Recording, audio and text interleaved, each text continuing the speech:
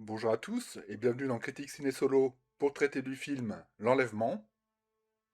Et de quoi ça parle? L'histoire se passe en 1858 dans le quartier juif de Bologne, où on découvre une famille de confession juive. Il y a là les parents, il y a les enfants, ils sont au moins 7 ou 8, et ils sont tous éduqués dans cette religion euh, liée à la Torah, donc des religions de confession juive, tout simplement. Or, il va y avoir un événement dans cette famille, c'est que sous les ordres du pape et du cardinal, des hommes d'église et des hommes d'armes rentrent les voir et leur demandent de prendre leur fils Edgardo, car il aurait été baptisé, et donc dans ces conditions-là, à cette époque-là, on prenait l'enfant, on l'amenait dans un couvent, et on faisait son éducation religieuse. Évidemment, les parents sont contre. Comment l'expliquer autrement? Ils veulent pas qu'on leur enlève leur fils qui n'a que 7 ans. Donc ils vont tout faire pour essayer de récupérer sa garde, pour essayer dans un premier temps, d'influer sur la décision, de dire c'est pas possible, c'est notre enfant. Il est juif d'ailleurs, il est juif depuis toujours. Comment se fait-il que la religion catholique puisse se donner tant de droits et se permettre de nous enlever notre enfant? Et ce film va nous montrer le combat entre cette famille de confession juive contre, finalement, il y a un espèce d'affrontement des forces qui se fait, on pourrait dire, une famille juive contre l'État catholique. Et évidemment, ils vont tout faire pour récupérer l'enfant, mais c'est tout le propos du film. Le pape ne veut pas laisser l'enfant, il dit que... Ils ont une condition en fait, une condition qui est très particulière, c'est que si les parents se baptisent de la religion chrétienne, alors ils pourront retrouver leur fils, et il n'y aura pas de problème, ils retrouveront leur enfant.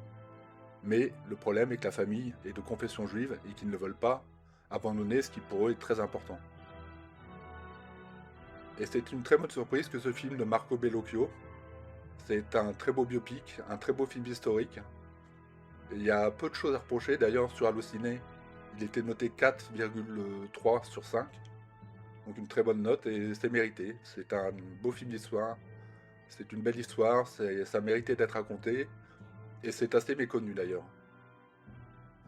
Alors il faut savoir qu'à cette époque-là, la religion catholique se permettait, et c'était pour moi il y a une espèce de rapport des valeurs, se permettait de prendre des enfants musulmans et juifs pour les former à l'éducation catholique religieuse et rigoureuse.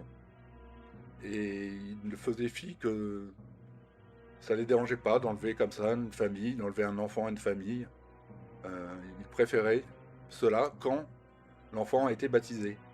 Et il y aura une espèce d'enquête qui démontrera que l'enfant a été baptisé par une, une gouvernante, en fait, une femme de ménage, qui l'aurait fait parce que l'enfant allait mourir. Elle avait peur qu'il aille dans les limbes, n'étant pas catholique.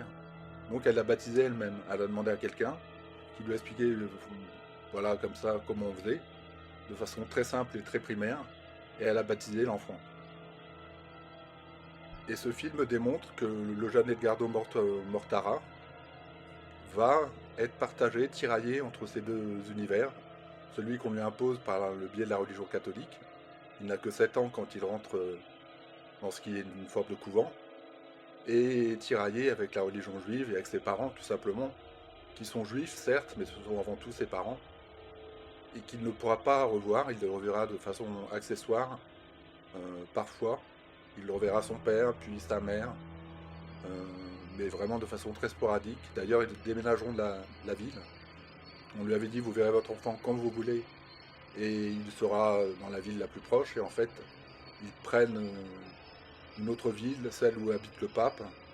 Ils prennent pour ça des canaux, ils sont sur l'eau, et ils s'éloignent vraiment, il y a cette symbolique de mettre de l'éloignement entre la famille et l'enfant.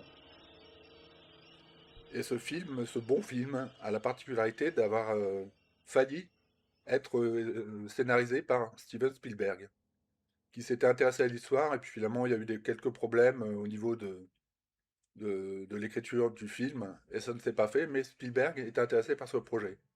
C'est pour montrer, je pense, que c'est quand même un film d'intérêt, un film qui mérite d'être vu. Si vous aimez les films historiques, si vous aimez les intrigues religieuses, eh bien, je pense que ce film peut vous plaire. Et par chance, jusqu'au mois de juin, sur Arte, le film est diffusé gratuitement et donc on le retrouve sur YouTube. Ce qui fait que cette fois, vous aurez un lien pour la bande-annonce, pour ceux qui ne veulent pas trop en voir, qui ne veulent pas le voir tout simplement. Et vous aurez aussi le film en entier pour ceux qui voudraient découvrir cette belle œuvre, ce beau film. Donc je vous conseille de... En plus, la qualité est bonne. C'est vraiment Arte, c'est pas un partage par quelqu'un d'anonyme. C'est Arte qui partage ce lien. Et donc, je vous le conseille très fortement. Quant à moi, il me reste à vous dire que donc la bande-annonce sera en dessous, que le film en entier sera en dessous en lien, et il me reste à vous dire merci à vous et à bientôt.